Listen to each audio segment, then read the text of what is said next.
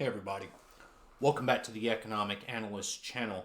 In this video, I'm going to go over the relationship that the money supply and GDP has with the consumer price index and why the recent configurations between the money supply growth rate and real GDP has me concerned that the inflation rate is not going to be dropping anytime soon. Now, this chart here shows the money supply, which is highlighted here on the graph in blue, and the annualized consumer price index inflation rate in red. As has been noted by many economists such as Milton Friedman, Henry Hazlitt, Benjamin Anderson, and several others, there tends to be a lag between money growth and price increases. Henry Hazlitt even went as far as to observe that in the early stages of monetary inflation, money supply growth rates will technically exceed the consumer price inflation growth rates. During the middle stages, that's when the consumer price inflation rates catch up to money growth rates. In the early stages, it looks like you're actually having a booming economy. You're getting more bang for your buck. For every buck increased, it's like, oh wow, we're creating all these goods and growth. But in reality, because we measure GDP by what we consume net-wise of what we produce, it does not take a look at the full aspect of the economy. And essentially what it means is that in the early stages, we're burning our bridges and destroying our productive capacity, but it doesn't get realized until the later stages. And then in the late stages, we have a complete breakdown of confidence in the currency, and prices will actually escalate during the faster than monetary inflation. So looking at the 60s, it's clear that following Henry Hazlitt's little diagram, we were in the early stages of monetary inflation. Monetary inflation at this time was significantly higher than consumer price inflation for most of the decade. And it wasn't until we came into the 1970s that monetary inflation and consumer price inflation started to grow at roughly the same rates as each other here. Now take note here, this is something that the economist Milton Friedman noted.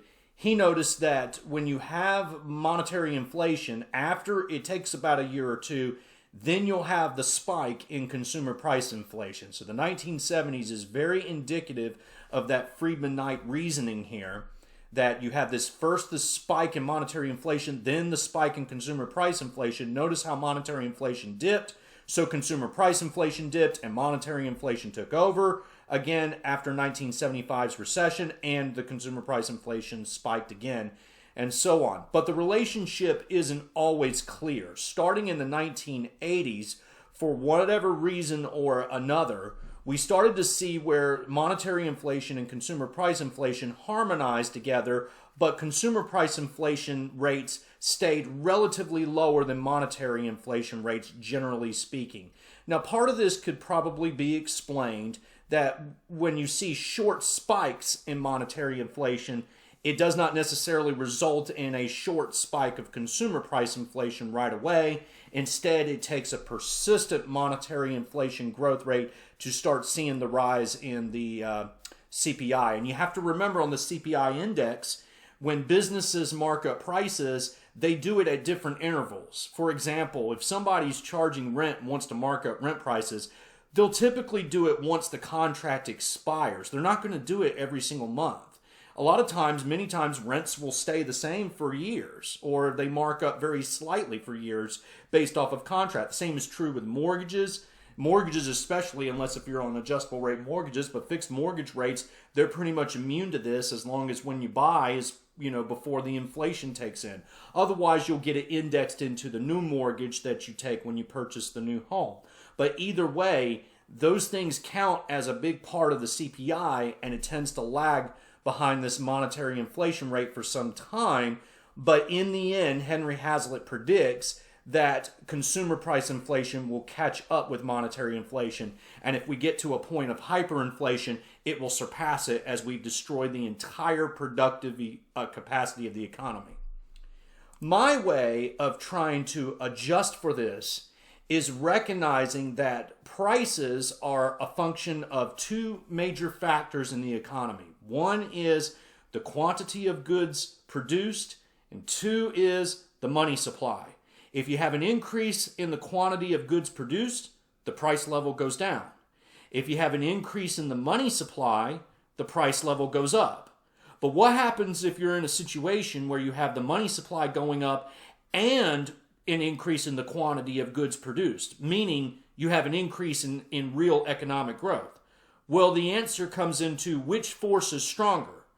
Is monetary inflation stronger than economic growth? Prices go up.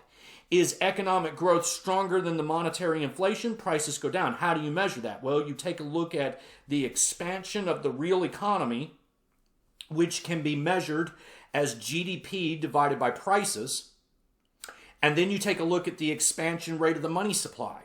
And say if the money supply grew at 5%, but your real economy only grew at 3%, well, then your prices are going to go up. And technically, they will go up by the difference between the two, which is about 2%.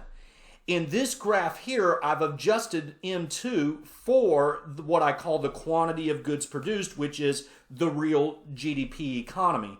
And when you adjust for that on an annualized basis, you can see a bigger harmony between the consumer price index, which is in red, and my new formula, which is in blue. Now, all that being said, again, that doesn't mean that it's always a one-to-one relationship, but the relationship is much closer. If we were to put this out onto a table, when we notice in the 1960s, between the way that I did my price formula and the consumer price index, it was very close together. According to my price formula, using the money supply and real GDP, using the consumer price index as the GDP deflator and not the PCE index, then we get the average, the annualized inflation rate of 2.8%, and the CPI inflation rate was 2.6. In the 1970s, my price formulation inflation rate was 7.1%. The CPI inflation rate was 7.6. In the 1980s, I got 5.1%, and the CPI was 4.9. Now, starting in the 1990s, we started to see a little bit of a difference between the two. In the 1990s, my price formula, thanks to slow, really low money supply growth, only showed a 1.4% increase, but the CPI had a 2.9. Then it flipped. My price formula showed that based off of increasing money growth, we should have averaged out at 4.6% inflation rate. We only got 2.5%, and in the 2010s we had 4.2% on the monetary scale, but in the CPI scale we only averaged at 1.8%.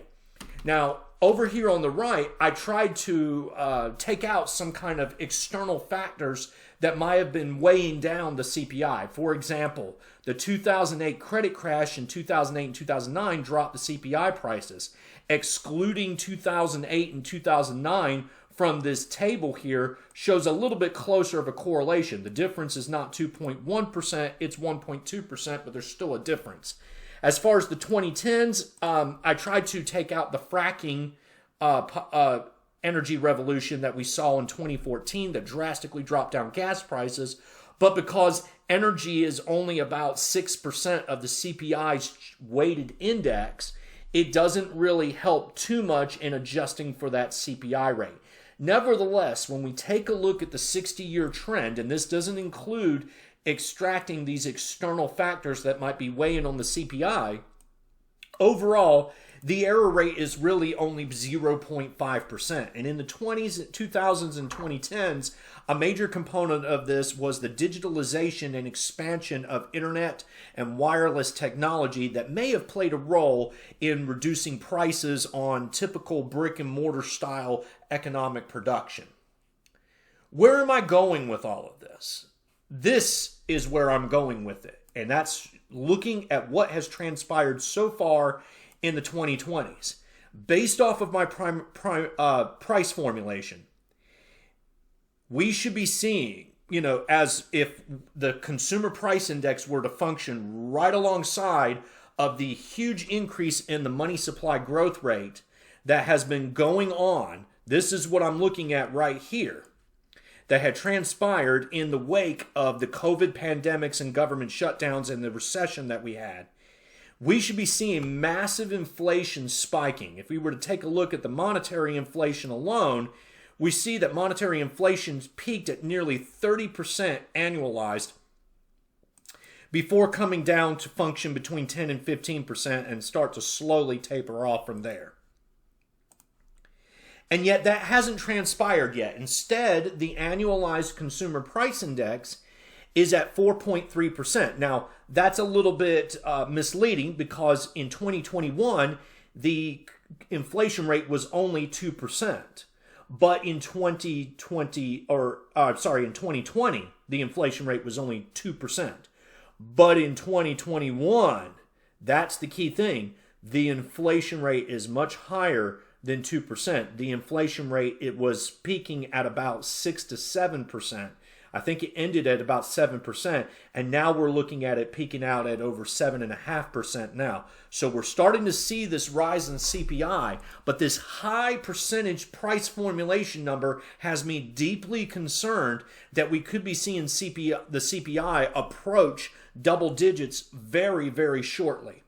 So what I did was create a chart and sort of table out the money growth rate, the net of goods produced, that is real GDP, and the CPI annualized rate. And I sort of formulated a projection. It's not going to be accurate because there's no way I can know with certainty what the price level is going to be, and I can't really know what the nominal spending of GDP is going to be. I have to use historical growth rates and adjust properly. But based off of this, what it's telling me is that the average annual CPI annualized inflation rate is not going down anytime soon throughout the 2020s. Not unless if we see the bursting of a credit bubble, which we very well might see during the mid-2020s. That is, unless the Fed drastically alters its interest rate policies. If the Fed doesn't and decides to just slowly taper, then based off of my projections, we're going to see the inflation rate top out at 10% or higher in 2023 and could possibly stay high and only slowly drop over time as the Fed slowly hikes interest rates and tapers off the money supply growth rate. A lot of this driving factors of this resistance of a drop in M2 growth rates from before has to do with the high amounts of government spending that we're seeing right now. Now, if government spending were to freeze, if the Republicans were able to take control of the Congress in 2022 and freeze spending levels, then we might see these growth rates drop a little bit faster. But right now, I'm not seeing the money supply growth rate drop down below 6% just based off of my own projections. And how am I looking at this? Well, I'm doing a visual depiction that is trying to basically arc out this curve that we're seeing in the net money growth rate and harmonize it with the inflation rate.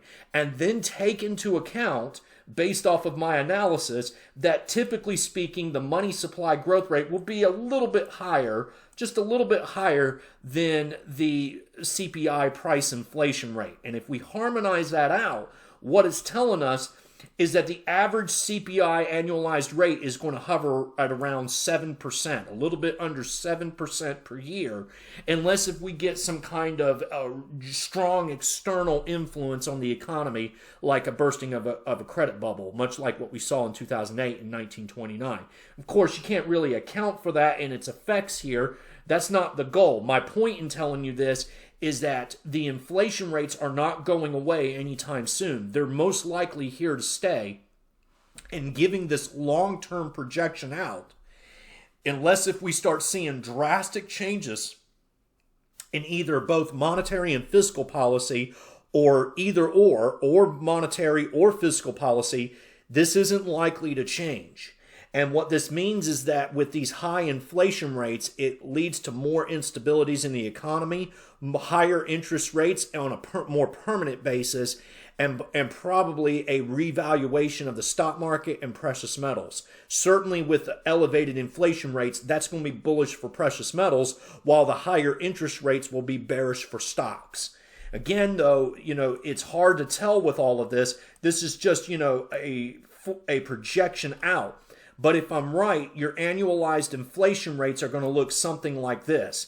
They're going to start rising and peaking just like what we've been seeing in 2021, hit at about 10%, maybe go above it, maybe not, and then slowly drop off throughout the rest of the 2020s until they finally drop down under 4%, assuming that money growth actually bottoms out at 6% per year. There's no real telling if that's going to happen or not. That's just from what I'm guesstimating based off of Fed reactionary policies. In truth, the money supply growth rate could drop even further, which could then cause a faster reduction in consumer price inflation. But then if there's less money being pumped into the system versus all the debt, that increases the risk of the economy becoming unstable, the wheels falling off the economic engine per se. We start seeing an increase in defaults on loans and debt, and a full-blown recession caused by the bursting of a credit bubble take place. In either case, this kind of projection that I'm seeing right now on just using a basic monetary growth rate, factoring in historical quantity goods produced of the real economy, and price inflation is definitely suggesting that this price inflation is going to stay entrenched and well above 5% for the most of the 2020s without some kind of drastic change in policy. That's the key thing, and that's the key takeaway that I want to bring for this. And that reinforces my idea that we're going to have a strong precious metals bull market in the 2020s, because more and more often I'm seeing this turn out to be like the 1970s, at least the 1980s, but more likely the 1970s. So guys, keep that in mind and stay tuned. I'll continue keeping a track on these growth rates that we see, that we come out per quarter, give an update to this little projection that I come out. I try to look at this as more of a long-term inflation gauge predictor, so to say, or a projector. It's really a projection. But in either case, hopefully it will give you more of a visual tool to use of why we're seeing so entrenched inflation and the factors that are going on behind it. Guys, thank you for watching this video. If you like my content, if you like the videos that I do produce and the information that I give you, make sure you show me some support. Click that like button, subscribe to my channel if you haven't already. Make sure you click that notification bell so you are notified the first time I upload the videos and you can view my new content on here. And let me know what you think. Drop a comment about all of this. Let me know if you think I've missed something, if I've hit it on the dot, if I need to keep going with this, and where else do you want me to go? What else do you want me to take a look at? I'll try to use and try to look at the economy and the markets to the best of my knowledge. Keep in mind that my strength is in macro analysis. When it comes to specifics, I probably won't be able to have that level of detail of knowledge, but on a high level general aggregation, I'm definitely my strong point because I can pull that kind of economic data quite easily. Once again, guys, I thank you for watching my video. I'll produce an update on what's the state of the markets for February, either tomorrow or March 1st. Keep on the lookout for that. And as always, I'll talk to you next time.